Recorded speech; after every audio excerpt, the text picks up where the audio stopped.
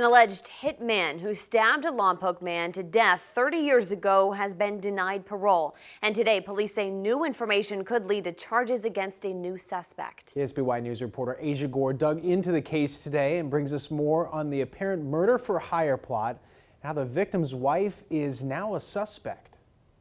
She just became his world.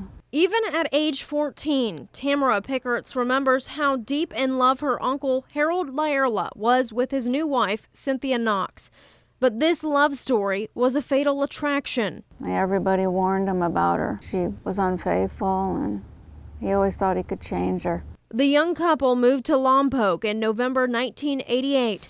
Months later, Lyerla, known as Skeeter, was stabbed to death in his home. The victim's wife had already moved on. My uncle's wife was having an affair with a man named John Litchfield. Knox and Litchfield married soon after. And a month after the murder, police got a match on fingerprints found at the victim's home. A man named Victor Perea. It does not appear that Perea knew Skeeter at all, and that had very little, if any, association with the city of Lompoc. But Perea did know Litchfield. In fact, police say Perea worked for Litchfield and lived on his property.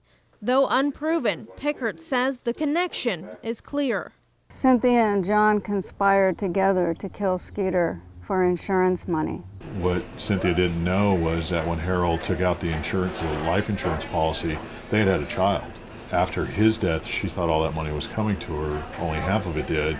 Suspiciously, Kaja, the child, dies before the age of 2 in a drowning incident in Goleta.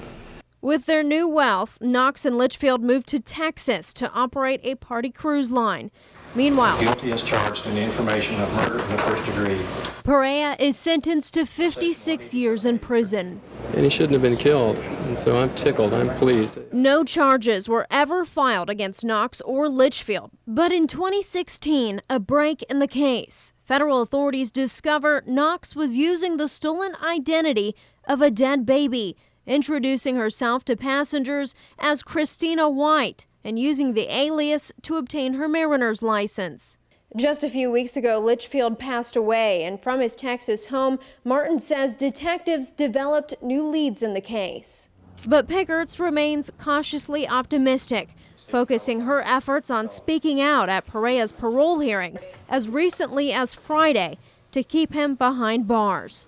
I don't think you can ever be prepared to hear those words, "We're going to grant you parole." I mean, then we have nothing. We have absolutely nothing. In Lompoc, Asia Gore, KSBY News. Lompoc police would not say what new evidence they discovered in the case, but they say they're determined to bring all of Skeeter's killers to justice. Knox is serving a 3-year prison sentence and is set to be released in 2020.